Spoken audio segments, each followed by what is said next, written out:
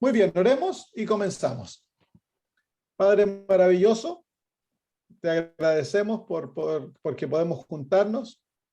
Me imagino que todos nosotros esperamos que llegue esta hora durante la semana para juntarnos, poder compartir algunos momentos gratos y luego estudiar tu palabra, Señor. Gracias porque nos das este privilegio y libertad que aún podemos gozar, Padre. Queremos pedir, Señor, que te acerques mucho a nosotros y que el tema que vamos a estudiar pueda ser, Señor, de fortaleza a nuestra vida espiritual, que nos acerque a ti, que aprendamos a amar más a Jesús a través de ello, Padre. Danos claridad y que tu Espíritu Santo, Señor, nos guíe a toda la verdad. Lo pedimos por Jesús. Amén. Muy bien, la semana pasada hablamos acerca de Jesús como el Hijo de Dios. A lo mejor algunos hermanos se enojaron porque ya no volvieron. Pero hemos estado viendo las distintas realidades de Cristo, cómo en Él existen tres realidades que son independientes la una de la otra y sin embargo coexisten en Jesús y parecieran contradecirse, pero no son contradictorias, son complementarias. Tenemos a Jesús como Dios y en esa realidad Él es eterno. Es igual a Dios el Padre, tiene su misma naturaleza, sus mismas cualidades, nunca fue creado, no tiene origen ni fin. Pero luego lo vemos como hijo de Dios. Y como hijo de Dios, Jesús tiene, el Hijo de Dios tiene un origen. Tiene un origen, fue engendrado por el Padre al principio de todas las cosas, antes que el plan de la redención, cuando el plan de la redención se formuló, fue creado por Dios, entonces se necesitaba un Salvador y alguien que representara a Dios ante la creación.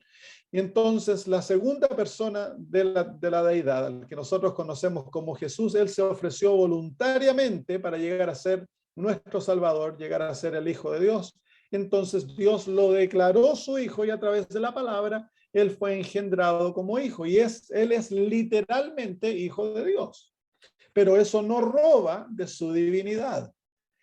Y más tarde, entonces Jesús, el Hijo de Dios, llegó a ser hijo de hombre. Tomó sobre sí la naturaleza del ser humano y ahora lleva entonces sobre sí aquellas tres realidades. El hecho de que él es hijo de hombre, el hecho de que él es hombre, no roba de su realidad de ser hijo de Dios y de ser Dios a la misma vez. Y vemos aquellas tres realidades presentadas vez tras vez en las Sagradas Escrituras. En el libro de Isaías, capítulo 9, versículo 6, vemos estas dos realidades mano a mano morando en Jesús. El versículo 6 del capítulo 9 de Isaías se nos dice: porque un niño nos es nacido, hijo nos es dado, y el principado sobre su hombro, y se llamará su nombre admirable, consejero, Dios fuerte, Padre eterno, príncipe de paz. Entonces ahí vemos estas dos realidades morando juntamente en una persona. Él es el hijo de la raza humana. Se lo llama al principio, un niño nos es nacido, hijo nos es dado. Pero a la misma vez que él es hijo del hombre, él es Dios, Padre eterno. Dios fuerte, Padre eterno. Entonces, hemos de aprender a mirar la verdad en su totalidad, no tan solo, y eso lo he estado repitiendo mucho. ¿Por qué? Porque hay mucho en el adventismo y en el cristianismo, herejías que se basan simplemente en una realidad de la verdad, en un aspecto de la verdad. Entonces, hemos de aprender siempre a mantener nuestros ojos abiertos para descubrir los otros aspectos de la verdad. Entonces, en la Biblia no se ve como incongruencia de que Cristo sea hombre y Dios a la misma vez. Entonces, no debiéramos tener problema en verlo como Dios e hijo de Dios a la misma vez, a pesar de que no podamos definir todos los aspectos de estas verdades y, ¿cómo se llama?, entenderlas racionalmente, porque hay cosas que van mucho más allá del entendimiento humano, son misterios. hemos de simplemente aceptarlas porque está escrito. Hay mucha evidencia, ya lo vimos la semana pasada, mucha evidencia en cuanto a eso. Entonces hoy queremos ver la humanidad de Jesús. Y aquí vamos a descubrir algunos aspectos que son maravillosos. Vamos al libro de Génesis, capítulo 3, versículo 15, donde por primera vez se da una profecía y una promesa que Dios iba a liberar al ser humano. Capítulo 3, versículo 15, se lo define como el fundamento de todas las escrituras. Dice, y pondré enemistad entre ti y la mujer, y entre tu simiente y la simiente suya. Esta te herirá en la cabeza, y tú le herirás en el calcañar. Entonces, aquí se habla de una simiente de la mujer, de un hijo de la mujer, que iba ¿cómo se llama? A herir la cabeza de Satanás. Entonces, aquí entendemos dos cosas en cuanto a esta simiente. Uno, es un ser humano porque nace de la mujer. La mujer es la iglesia. La mujer son aquellos seres humanos que aceptan el plan de la redención y son perdonados por Dios y aceptados como hijos. Entonces tenemos la simiente de la mujer, es el descendiente que viene a través de la iglesia a derrotar a Satanás. Es el que le va a causar la herida mortal en la cabeza. Y para hacerlo tiene que ser un ser humano.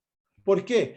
Porque fue un ser humano que entregó el mundo en las manos de Satanás, y para que el mundo pueda ser rescatado, el enemigo tiene que ser derrotado, y no puede ser un ser celestial, tiene que ser un ser humano. Pero a la misma vez ha de ser más de ser humano por el hecho de que él se va a confrontar con un ser espiritual, con Satanás. Así que aquí se da una vislumbre de los dos aspectos de la naturaleza de Jesús. El hecho de que él es humano y a la misma vez es más que un ser humano para poder destruir a Satanás. Vamos al libro de Filipenses, capítulo 2. Filipenses, capítulo 2.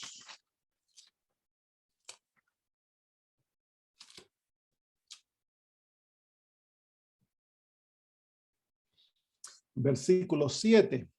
Podemos leer desde el versículo 5. Dice, haya pues en vosotros este sentir que hubo también en Cristo Jesús, el cual siendo en forma de Dios no estimó el ser igual a Dios como cosa a que aferrarse, sino que se despojó a sí mismo, tomando forma de siervo, hecho semejante a los hombres, y estando en la condición de hombre, se humilló a sí mismo, haciéndose obediente hasta la muerte, y la muerte de cruz.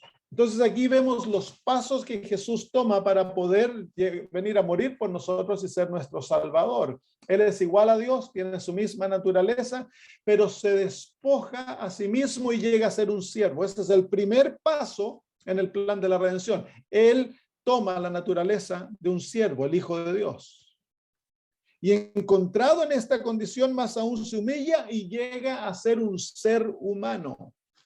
Llega a ser un hombre, toma la naturaleza del hombre, llega a ser semejante al hombre por naturaleza. Esa palabra semejante quiere decir por naturaleza llegó a ser hombre. En otras palabras, Cristo era un hombre 100% hombre. Él no parecía ser hombre, él era un ser humano, él era un hombre como nosotros. No era algo que fuera una teoría, que él fuera hombre, porque han habido herejías dentro de la iglesia cristiana, en la historia de la iglesia cristiana, de algunos que han enseñado que Cristo Jesús parecía ser hombre. Él era Dios, pero él parecía ser hombre, realmente no era un hombre. Pero eso no es así. De acuerdo a este texto, él llegó a ser hombre por naturaleza. Él llegó a ser hombre. La hermana de White tiene una cita muy bonita que quiero leérselas, compartirlas con ustedes. Es una cita larga, pero la vamos a compartir porque da mucha luz en cuanto a esto. para que veamos cómo ella tiene el entendimiento de lo que yo he estado compartiendo de esto. Dice, el apóstol volvería nuestra atención desde nosotros mismos al autor de nuestra salvación. Él presenta ante nosotros sus dos naturalezas, la divina y la humana. Aquí está la descripción de lo divino, quien estando en la forma de Dios pensó que no era un robo ser igual a Dios. Él era el brillo de su gloria y la imagen expresa de su persona. Ahora del ser humano fue hecho a semejanza de los hombres y siendo encontrado en la condición de hombre, se humilló y se hizo obediente hasta la muerte. Asumió voluntariamente la naturaleza humana. Fue su propio acto y por su propio consentimiento. Él vistió su divinidad con la humanidad. Quiero que vean esa palabra. Ella dice que él vistió, en otras palabras, mientras él era ser humano, seguía siendo Dios. No dejó de ser Dios para llegar a ser un ser humano.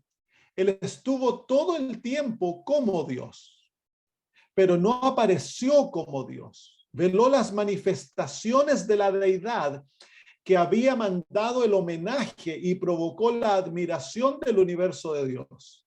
Él fue Dios mientras estuvo en la tierra, pero se despojó de la forma de Dios y en su lugar tomó la forma y la condición de un hombre. Él caminó por la tierra como un hombre. Por nuestro bien se hizo pobre para que a través de su pobreza pudiéramos ser ricos. Él dejó a un lado su gloria y su majestad. Él era Dios, pero las glorias de la forma de Dios lo abandonó por un tiempo. Aunque caminó entre los hombres en la pobreza, esparciendo sus bendiciones donde quiera que fuera, según su palabra, legiones de ángeles rodearían a su Redentor y le rendirían homenaje, pero caminó por la tierra sin ser reconocido, sin ser confesado, con pocas excepciones por sus criaturas. La atmósfera estaba contaminada con pecado y maldiciones en lugar del himno de alabanza. Su suerte era la pobreza y la humillación. Cuando pasó de aquí para allá en su misión de misericordia para aliviar a los enfermos, para levantar a los deprimidos, escasamente habría una voz solitaria que lo llamara bendito, y los más grandes de la nación lo pasaron con desdén. Contrasta esto con las riquezas de la gloria, la riqueza de alabanza que brota de las lenguas inmortales, los millones de voces ricas en el universo de Dios en himnos de adoración. Pero se humilló a sí mismo y tomó la mortalidad sobre él. Como miembro de la familia humana era mortal, pero como Dios, él era la fuente de la vida para el mundo.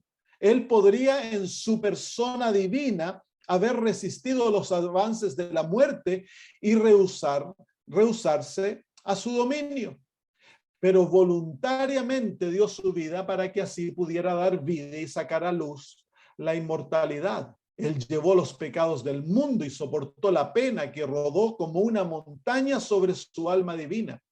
Él entregó su vida como sacrificio para que el hombre no muriera eternamente. Él murió no por ser obligado a morir, sino por su propio libre albedrío. Esto fue humildad. Todo el tesoro del cielo se derramó en un solo regalo para salvar al hombre caído. Él trajo a su naturaleza humana todas las energías vivificantes que los seres humanos necesitan y deben recibir. Maravillosa combinación de hombre y Dios. Podría haber ayudado a su naturaleza humana a resistir las incursiones de la enfermedad al derramar de su naturaleza divina vitalidad y vigor decreciente para el humano. Pero se humilló a la naturaleza del hombre. Hizo esto para que se cumpliera la escritura. Y el Hijo de Dios entró en el plan sabiendo todos los pasos en su humillación, que debía descender para expiar los pecados de un mundo condenado y quejumbroso. ¿Qué humildad fue esta? Sorprendió a los ángeles. La lengua nunca puede describirlo, la imaginación no puede asimilarlo. La palabra eterna consintió en hacerse carne. Dios se hizo hombre. Fue una humildad maravillosa, pero dio un paso aún más bajo. El hombre debe humillarse a sí mismo como hombre para soportar el insulto, el reproche, las acusaciones vergonzosas y el abuso. Parecía no haber un lugar seguro para él en su propio territorio. Tuvo que huir de un lugar para otro por su vida. Fue traicionado por uno de sus discípulos, fue negado por uno de sus seguidores más celosos, fue burlado, fue coronado con una corona de espinas, fue azotado, se vio obligado a soportar la carga de la cruz. No era insensible a este desprecio e ignominia. Se sometió, pero sintió la amargura como ningún otro ser podría sentirla. Era puro, santo y sin mancha, pero procesado como un criminal. El adorable Redentor dejó la exaltación más alta, paso a paso se humilló para morir. Pero qué muerte, fue la más vergonzosa, la más cruel, la muerte en la cruz como malhechor. No murió como un héroe a los ojos del mundo, cargado de honores como hombres en la batalla. Murió como un criminal condenado, suspendido entre los cielos y la tierra, y murió una muerte penosa de una multitud despreciada, cargada de crimen y derrochadora. Todos los que me ven se ríen de mi desdeños, estiran el labio, sacuden la cabeza. Fue contado con los transgresores, expiró en medio de la burla, y sus parientes según la carne lo repudiaron. Su madre contempló su humillación y se vio obligado a ver la espada perforar su corazón. Soportó la cruz, despreciaba la vergüenza. Lo hizo en pequeña cuenta en consideración de los resultados que estaba trabajando en nombre de no solo los habitantes de esta mota de un mundo, sino todo el universo, cada mundo que Dios había creado. Qué maravillosa declaración.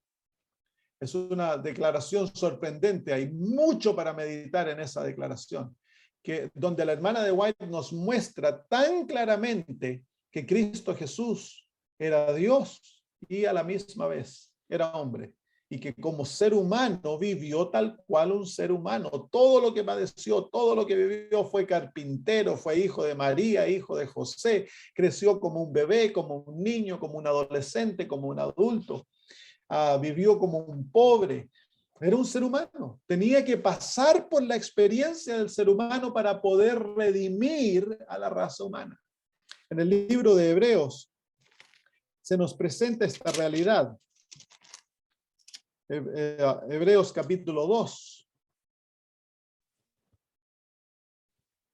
versículos 14 al 16. Hablando acerca de la humanidad de Cristo, porque queremos ver qué humanidad tenía Jesús. Porque han habido dos tipos de humanidad.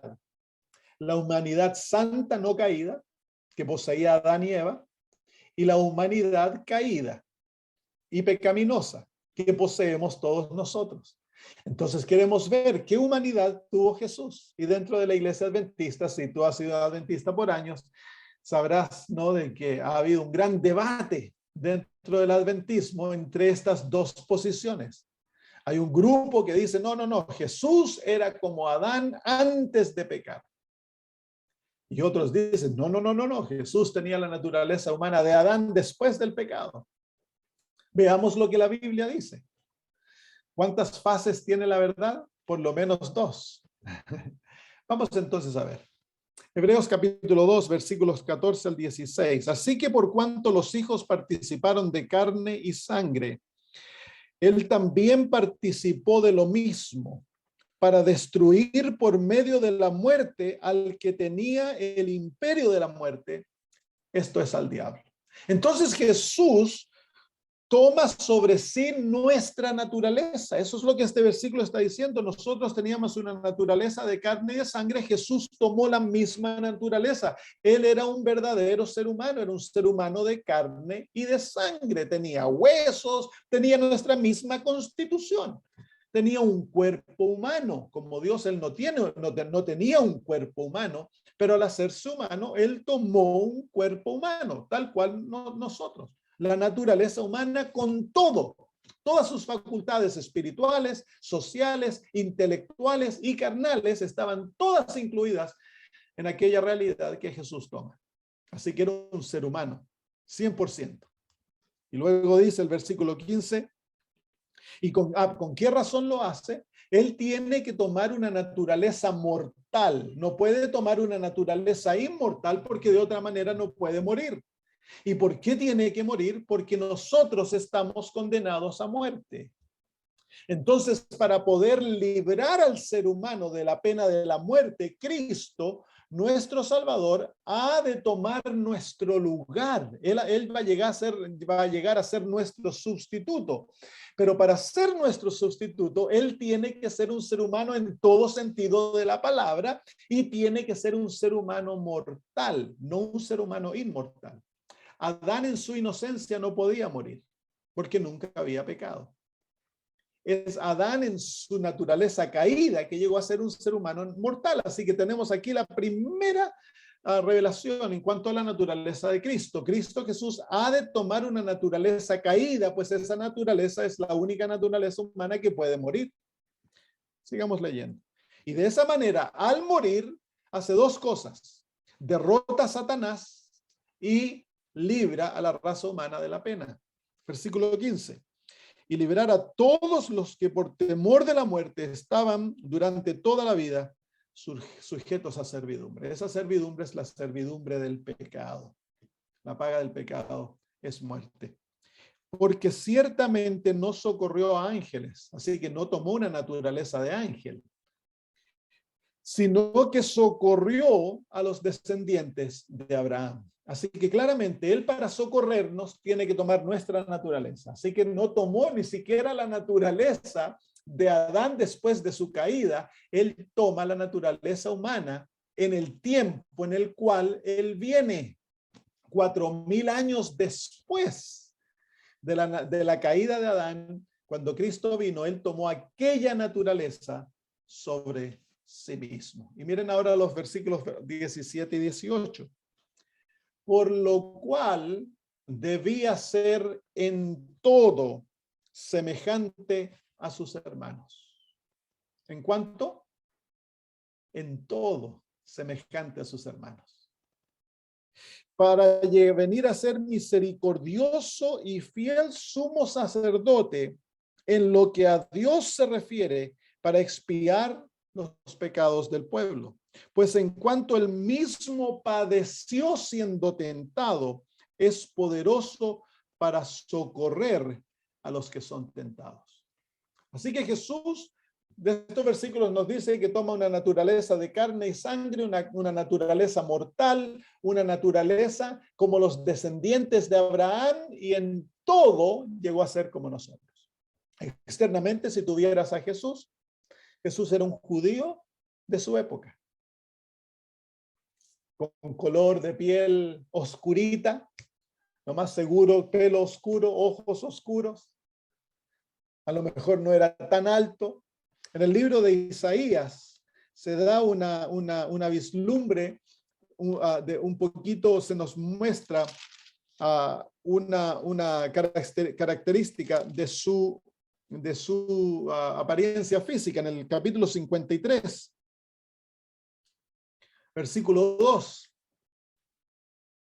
Hablando de él, dice en Isaías 53, 2, subirá cual renuevo delante de él y como raíz de tierra seca.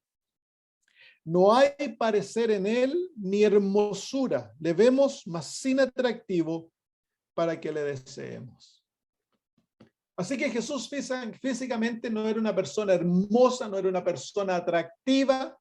Su atracción era su carácter, de la manera que lo íbamos a desear era por su hermosura interna, por su gloria, su justicia. Entonces, esto es lo primero que la Biblia nos enseña en cuanto a la naturaleza de Jesús. Jesús era como nosotros.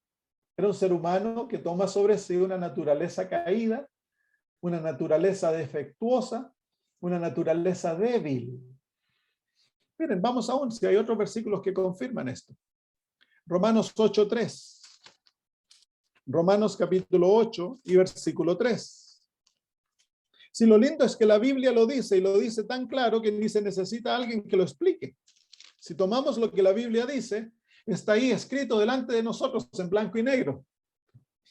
Dice el capítulo 8, versículo 3 de Romano, porque lo que era imposible para la ley, por cuanto era débil por la carne, Dios enviando a su Hijo en semejanza, y miren lo que dice ahora, de carne de pecado, y por causa del pecado condenó al pecado en la carne.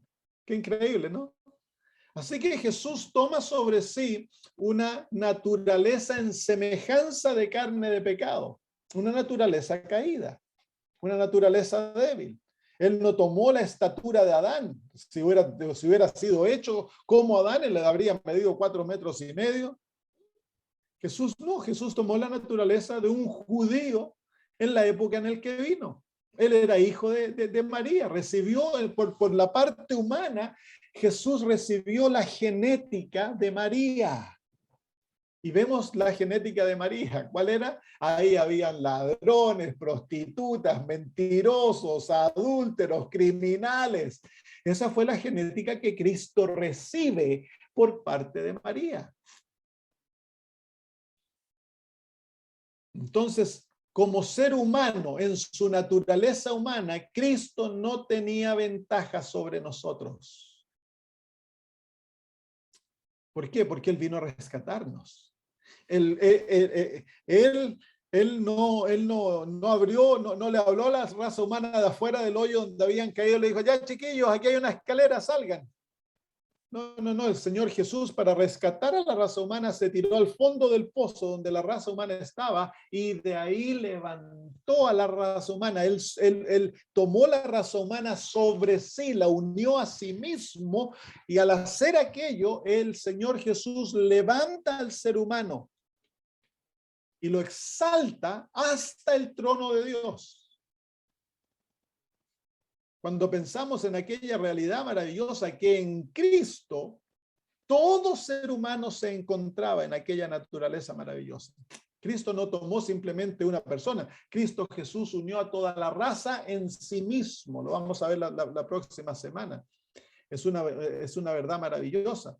Entonces Él toma al ser humano caído porque Él no vino a salvar a Adán cuando no cayó. Él vino a salvar a Adán caído. Si eso era lo que necesitaba, el ser humano necesitaba un salvador que lo salvara en su condición caída.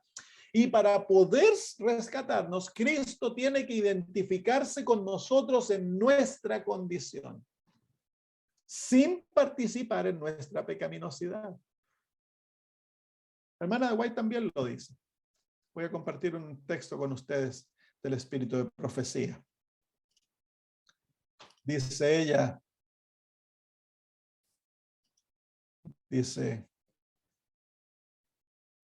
cuando Adán, me está tapando eso. Cuando Adán fue acechado por el tentador en el Edén, estaba sin la mancha del pecado. Estaba en la fuerza de su perfección ante Dios. Todos los órganos y facultades de su ser estaban igualmente desarrollados y armoniosamente equilibrados. Cristo en el desierto de la tentación estuvo en el lugar de Adán para soportar la prueba que no pudo soportar, que Adán no pudo soportar, por supuesto. Aquí Cristo venció en nombre del pecador, 4,000 años después de que Adán le dio la espalda a la luz de su hogar. Separada de la presencia de Dios, la familia humana había estado partiendo de cada generación sucesiva, más lejos de la pureza, sabiduría y conocimiento originales que Adán poseía en el Edén. Mira ahora lo que hizo. Cristo llevó los pecados y enfermedades de la raza tal como existían cuando vino a la tierra para ayudar al hombre.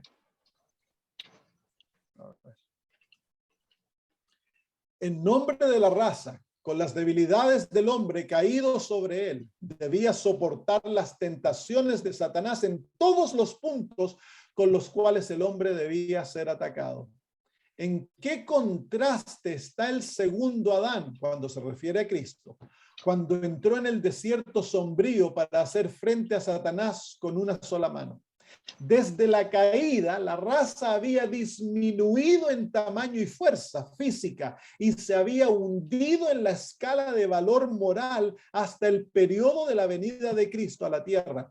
Y para elevar al hombre caído, Cristo debe alcanzarlo donde estaba. Tomó la naturaleza humana y soportó las enfermedades y la degeneración de la raza. El que no conoció pecado se convirtió en pecado por nosotros. Se humilló ante él profundidades más bajas del infortunio humano para que pueda estar calificado para alcanzar al hombre y sacarlo de la degradación en que el pecado lo había hundido. Qué increíble, ¿no? Es una declaración maravillosa que testifica de lo que estamos estudiando en las Escrituras, que Cristo Jesús toma la naturaleza humana como está luego de 4,000 años de degradación. Entonces, esto nos hace sentir incómodos, porque ¿cómo va a ser Cristo Jesús un ser humano degradado? Sí, toma la naturaleza pecaminosa, pero Jesús... Guarda silencio, ¿viste? Hermana Vanessa, ¿se puede apagar el micrófono, por favor? Gracias. Muy bien. Entonces, tenemos un grupo de adventistas, los adventistas más tradicionales, conservadores, se aferran de estas citas de la Biblia, de estas citas de la hermana de White, y dicen, ¿vieron? Jesús era como nosotros, tenía nuestra naturaleza, recibió nuestra degradación. Y sí, fue así. Pero entonces, si estamos estudiando la verdad completa, ¿qué tenemos que hacer? Tenemos que investigar si es que hay otro aspecto de la verdad, porque toda verdad tiene por lo menos 2 elementos, 2 ingredientes para ser la verdad. Y los ingredientes parecen negarse, parecen contradecirse, pero no son contradictorios, son complementarios. Entonces, ¿hay algo que parezca lo opuesto? Ya establecimos un polo de la verdad. En ese polo de la verdad, ¿qué es que hemos aprendido de Jesús? Él era como nosotros. Tenía una naturaleza caída, recibió las debilidades de la raza humana luego de 4,000 años de degradación. Veamos el otro polo, que es necesario para balancear la verdad. Porque entonces, si tuviéramos tan solo este polo, podríamos declarar que Jesús padecía, como se llama, de deseos al pecado y tenía tendencias al pecado y deseo de pecar y todo eso.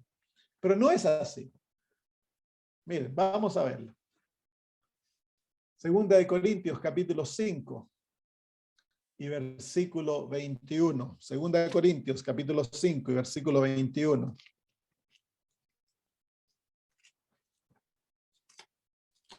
Segunda Corintios, capítulo 5, versículo 21. Dice, hablando de Cristo, al que no conoció pecado, por nosotros le hizo pecado, para que nosotros fuésemos hechos justicia de Dios en él. Aquí se encuentran las 2 realidades, ¿se fijan? En un lado tenemos lo hizo pecado, eso es lo que nosotros... Cristo Jesús tomó una naturaleza pecaminosa, una naturaleza con tendencias al mal, una naturaleza débil, una naturaleza desbalanceada, la toma sobre él. Y la redime, la levanta de aquel hoyo, pero en la cruz, Cristo Jesús llegó a ser pecado. Los pecados del mundo se le adjudicaron y fueron recibidos por él como su propia herencia, como que él lo hubiera hecho y pagó por aquellos pecados. Así que en el Calvario, Cristo Jesús recibe la degradación, recibe lo más malo del pecado, como que él hubiera sido el homosexual, el criminal, el pedófilo. Toda la maldad de la raza humana le es adjudicada a él, la recibe como que fuera de él. Y él llega a ser pecado. Llegó a lo profundo de la degradación del ser humano. Si nos detenemos a pensar en esto, porque en la misma palabra, en el mismo texto, nos dice al que no conoció pecado. Parece incongruente, ¿no? ¿Cómo es posible para alguien que recibe una naturaleza pecaminosa, una naturaleza débil, una naturaleza desbalanceada, una naturaleza caída? ¿Cómo es posible no conocer pecado? Se fijan, hermanos, que aquí se encuentran dos aspectos unidos en los cuales nosotros hemos peleado como iglesia por más de 50 años. Jesús tenía una naturaleza caída, pero a la misma vez él tenía la pureza de Adán. Miren, pero ¿cómo es eso posible? Pero es que es eso lo que la Biblia nos está diciendo. No lo podemos explicar, pero ahí se encuentra nuestra esperanza. En Cristo Jesús fue creado un nuevo hombre. ¿Sabían ustedes eso? Un hombre que no existió hasta el momento que Jesús nació. Voy a hablar de eso un poquito más adelante. Vengan al libro de Hebreos, capítulo 7. Hebreos, capítulo 7.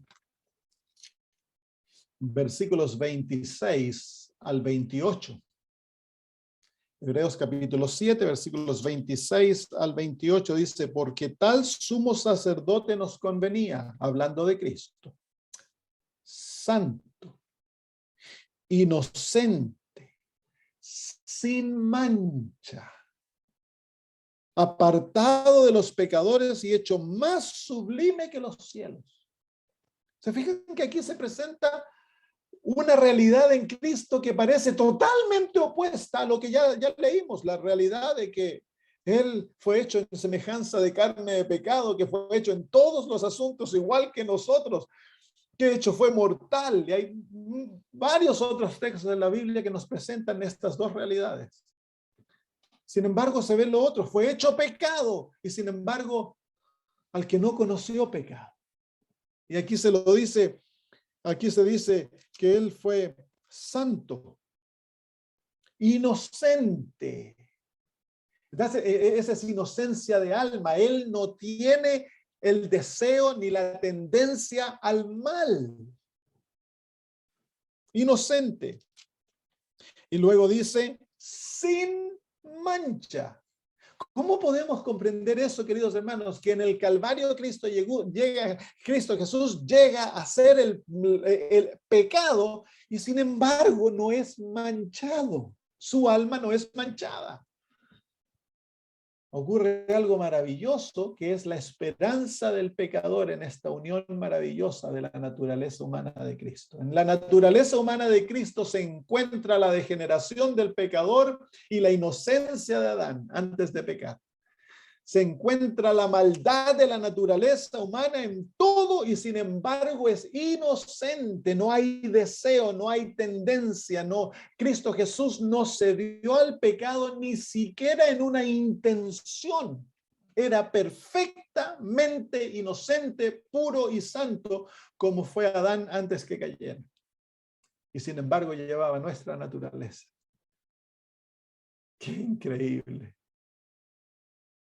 Él podía decir, el príncipe de este mundo viene y él no tiene nada en mí.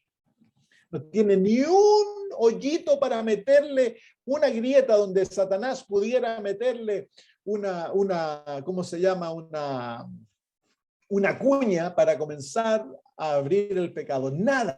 Satanás no encontraba en Cristo ni una intención, ni un pensamiento, nada.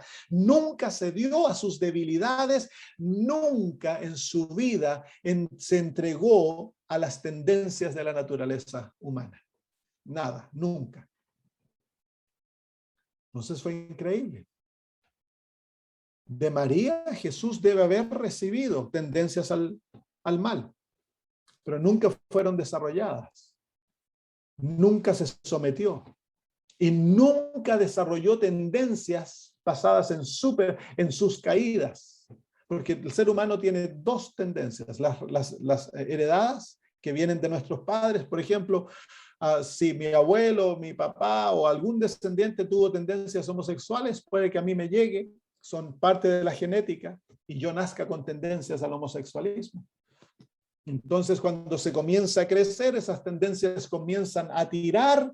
Satanás conoce mi pasado, sabe que hay genes en mí que tienen esa tendencia y él trata a través de la experiencia de despertar aquella tendencia para que se desarrolle en mí. O mi padre fue alcohólico, mi abuelo fue alcohólico, mi padre, mi abuelo participaron en el ocultismo y Satanás conoce aquello. Y esas son las herencias heredadas, las tendencias heredadas. Pero hay otras tendencias que nosotros desarrollamos. Y hay que vencerlas todas. Cristo Jesús nunca se sometió a ninguna de ellas y nunca desarrolló. Cristo Jesús nunca probó el pecado. A pesar de que vivía en una naturaleza débil, con tendencias y pecaminosa. Increíble, ¿no? Mantuvo 100% la pureza que Adán debía haber mantenido cuando él vivía en una naturaleza totalmente pura, sin tendencias. La ventaja de Adán sobre Cristo era, pero era incalculable. Y sin embargo, Jesús venció donde Adán cayó. Y alabado sea Dios que venció, porque en su victoria nos encontramos todos nosotros. Tú y yo podemos tener la misma naturaleza de Jesús, una naturaleza caída que es totalmente victoriosa sobre el pecado. Eso es lo que Cristo vino a hacer. Cristo Jesús creó un nuevo hombre. En él nació lo que la Biblia llama el nuevo hombre. Mire, vengan al libro de Efesios. Efesios capítulo 4.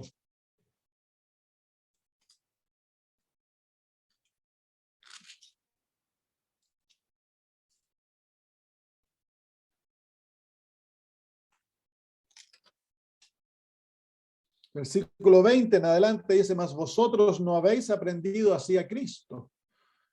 Si en verdad le habéis oído y habéis sido por él enseñados, conforme a la verdad que está en Jesús. En cuanto a la pasada manera de vivir, despojaos del viejo hombre. ¿Cuál es el viejo hombre? Dice que está viciado conforme a los deseos engañosos. Ese es el viejo hombre. El viejo hombre es el hombre sometido y controlado por el pecado. Y renovaos en el espíritu de vuestra mente y vestíos del nuevo hombre. ¿Cuál es el nuevo hombre? Creado según Dios, en la justicia y santidad de la verdad. Así que aquí el nuevo hombre es la humanidad en Cristo. Este nuevo hombre fue creado en Dios y por Dios. Por eso es que Cristo Jesús tuvo la unión de dos naturalezas. La naturaleza humana caída, recibida de María, y la naturaleza divina, recibida del Espíritu Santo. Y desde el vientre, la humanidad de Jesús, a pesar de que era una humanidad caída, estuvo perfectamente unida a la divinidad, controlada por el Espíritu Santo. Ahí se encuentra la victoria.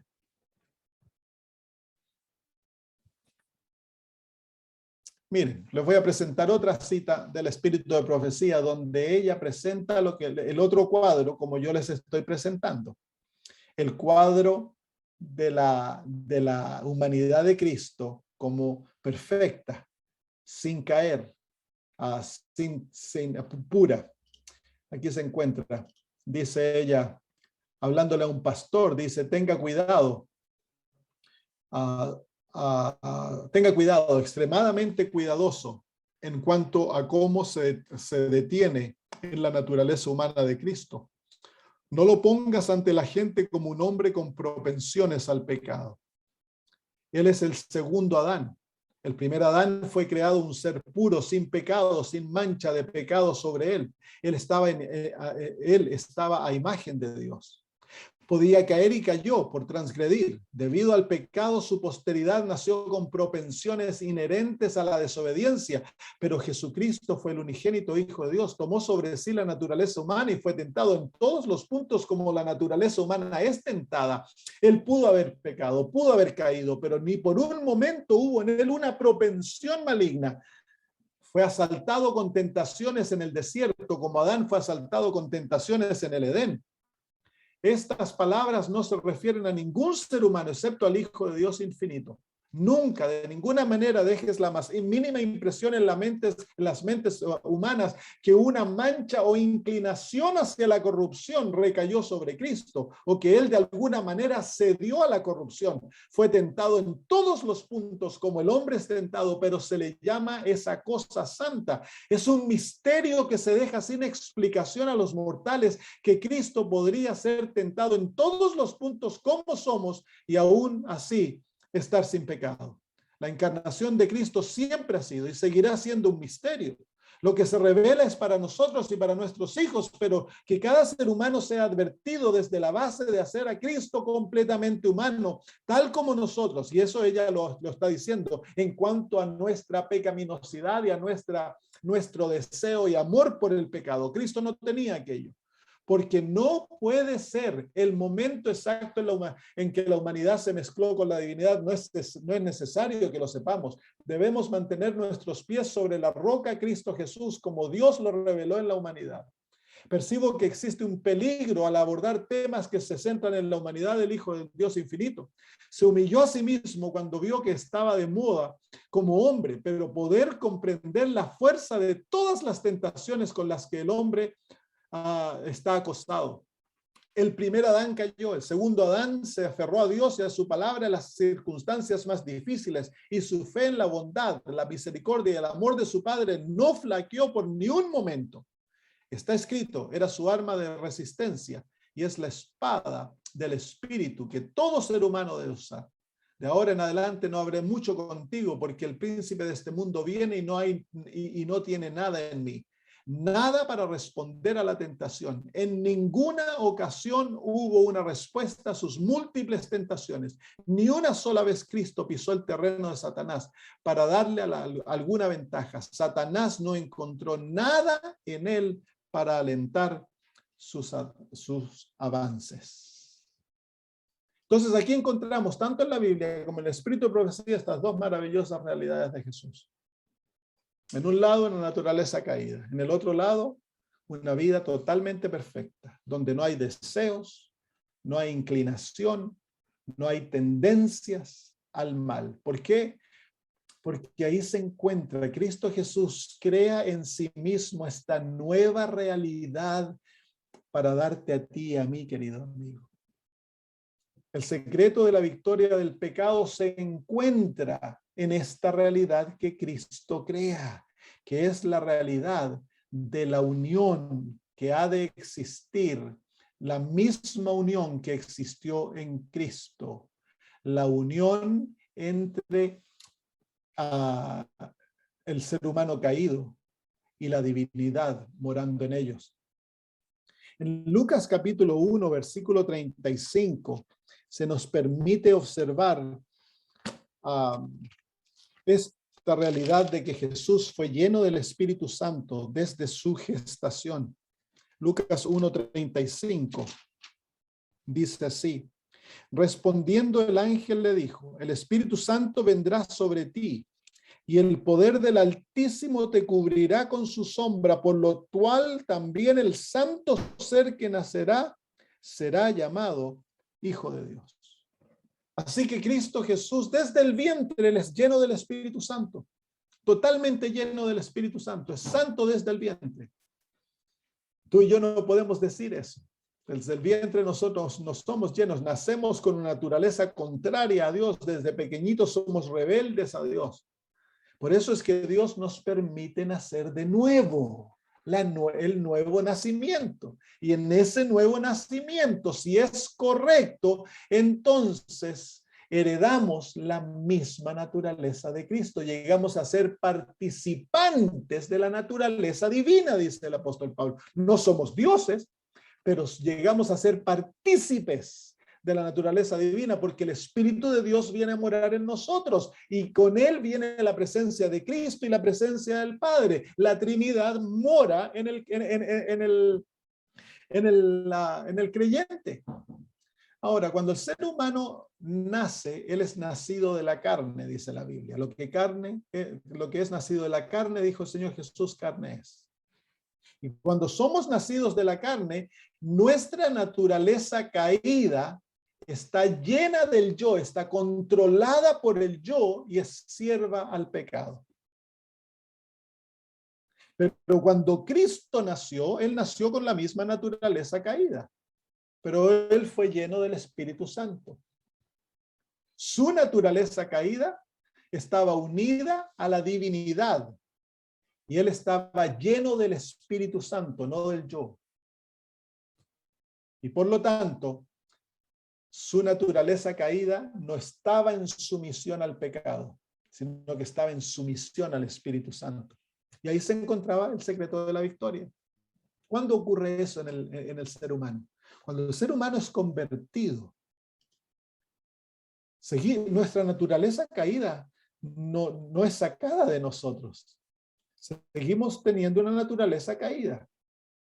Nunca vamos a tener una carne santa, como hay algunos evangélicos que enseñan que cuando uno es convertido ya no puede pecar más, es imposible porque hemos sido santificados, tenemos una carne santa. Eso es imposible.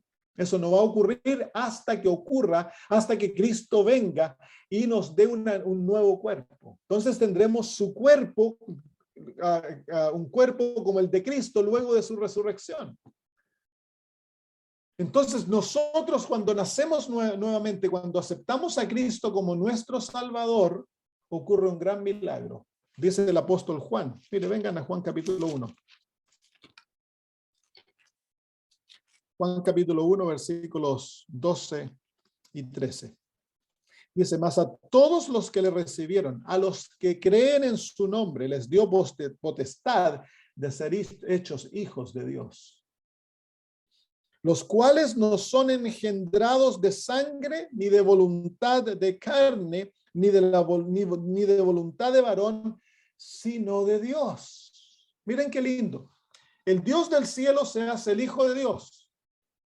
Y luego que es Hijo de Dios, crea una realidad para nosotros. Cada aspecto de la existencia de Cristo es una realidad nuestra. Y luego Él desciende y va a la profundidad de la caída del ser humano y de ahí nos levanta. Y cuando nos levanta, Él se hizo como nosotros para que nosotros podamos llegar a ser como Él. Llegamos a ser hijos de Dios. Por eso que en 2 Corintios capítulo 8, versículo 9, dice que vosotros conocéis la gracia del Señor Jesucristo, que aunque Él era rico, por vosotros se hizo pobre, para que vosotros siendo pobres llegases a ser ricos en Él. La riqueza es tener su gloria, es tener su realidad. Nosotros llegamos a ser hijos de Dios en Cristo Jesús.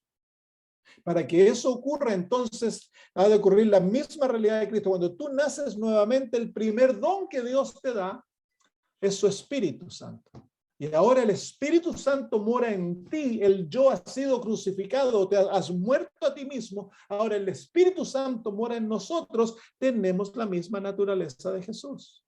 Una naturaleza caída unida a la divinidad. Y en esa realidad se encuentra la victoria del pecado. Si nosotros así lo quisiéramos y viviéramos totalmente aferrados al Espíritu, mire lo que dice el libro de Gálatas. Gálatas capítulo 5. Es una promesa muy linda. Gálatas capítulo 5. Jesús vivió en el Espíritu. Gálatas 5, versículo 16. Dice, andad, digo pues, andad en el Espíritu. Y aquí dice, en el español no está bien traducido, dice, andad en el Espíritu y no satisfagáis, pero no, en el griego dice, andad en el Espíritu y no cumpliréis los deseos de la carne. Entonces, cuando tú y yo somos llenos del Espíritu y caminamos con el Espíritu, vivimos con el Espíritu, tomamos cada paso en el Espíritu, como Cristo lo hizo, sometiéndonos constantemente al Espíritu, entonces nunca satisfaceríamos los deseos de la carne. Es porque nos separamos del Espíritu, es porque vivimos nuestra propia vida, queremos tomar nuestras propias decisiones, hacer lo que a nosotros nos parece, que terminamos tan seguido en el pecado. Cristo Jesús era el Hijo del Hombre y el Hijo de Dios en uno mismo. Nosotros podemos ser exactamente lo mismo. Nosotros podemos ser hijos de hombres, teniendo la naturaleza caída, pero a la misma vez ser hijos de Dios, porque hemos sido engendrados por la voluntad divina. La palabra de Dios nos ha dado la misma naturaleza de Jesús. He aquí se encuentra el secreto de la victoria. Aquí se encuentra la vida de Cristo. Si tú y yo vivimos en Cristo, si permanecemos en Él, viviremos como Él vivió, dice el apóstol Juan. Mire, veámoslo. San Juan, capítulo primera de Juan. Dice, primera de Juan, déjeme buscarlo en mi Biblia, en la inglesa. Capítulo 1. El apóstol dice, capítulo 2, perdón. Primera de Juan, capítulo 2.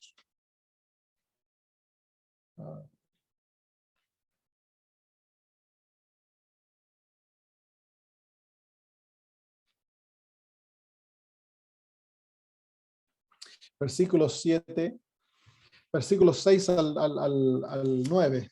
Capítulo 2 de Primera de Juan, versículos 6 al 9. Dice así: el que dice que permanece en él debe andar como él anduvo. Hermanos, no os escribo mandamiento nuevo, sino el mandamiento antiguo que habéis tenido desde el principio. Este mandamiento antiguo es la palabra que habéis oído desde el principio. Sin embargo, ¿dónde está el capítulo? No, perdón, es capítulo 3, versículos 6 al 8. Todo aquel que permanece en él no peca. Todo aquel que peca no le ha visto ni le ha conocido. Hijitos, nadie os engañe. El que hace justicia es justo, como él es justo. El que practica el pecado es del diablo, porque el diablo peca desde el principio. Para esto apareció el Hijo de Dios, para deshacer las obras del diablo. Todo aquel que es nacido de Dios no practica el pecado, porque la simiente de Dios permanece en él y no puede pecar porque es nacido de Dios. ¿Se fijan por qué Cristo no podía pecar? Porque era nacido de Dios y él vivió en el Espíritu. Al vivir en el Espíritu, él no iba a complacer los deseos de la carne. Es una ley en la vida espiritual, que si nosotros vivimos en Dios, permanecemos en Cristo, no vamos a complacer los deseos de la carne, no vamos a pecar. Y es ahí donde el Señor desea que vayamos, que ese sea el objetivo de nuestra vida, el escondernos tan perfectamente en Cristo que su vida aparezca en nosotros y se repita en nosotros. Así que Cristo, al tomar sobre sí la naturaleza caída, creó una nueva realidad para el ser humano. Y esa realidad es para ti y para mí. Todo lo que Cristo vivió es una promesa para ti. Todas sus victorias son promesas que tú puedes reclamar. Él venció toda debilidad, él venció toda tendencia, todo pecado fue vencido por Cristo. Por lo tanto, ahora tú puedes tomar aquella vida y decir: Señor, Cristo vivió su vida por mí, dámela. No importa con qué estés luchando, no importa. Tú puedes tomar la vida de Cristo y decirle: Señor, Dios, Cristo venció eso por mí. Por lo tanto, me lo has de dar, lo reclamo como mío. Y ahora aprender a caminar con el Espíritu, vivir como hijos de Dios, para poder volver, para que Dios ahora tenga en este mundo un grupo de hijos que van a representarlo como Cristo lo representó. Muy bien. Ese es el desafío que tenemos ante nuestro. Especialmente la Iglesia Adventista, Dios la levantó para predicar esto, para enseñarle al mundo que Dios, a través de su justicia, va a tener un pueblo que lo va a representar perfectamente ante el mundo. Padre eterno, gracias por los momentos gratos que pasamos y por el estudio maravilloso de tu palabra. Tu palabra da vida, da esperanza, nos da gozo, nos da victoria, Señor. Queremos pedir que tú nos des la fe para vivir esto que aprendimos, Señor, y ponerlo en práctica y caminar con el Espíritu, permaneciendo en Jesús, Señor, para que tú nos des la victoria y nos limpies de todo pecado y podamos llegar a ser como Jesús. Gracias, Señor. Bendice a mis hermanos, acompáñalos, dales fortaleza, dales, Señor, el gozo de caminar con Jesús. Lo pido en Jesús. Amén. Muy bien, un abrazo para todos, queridos hermanos. Chao, chao.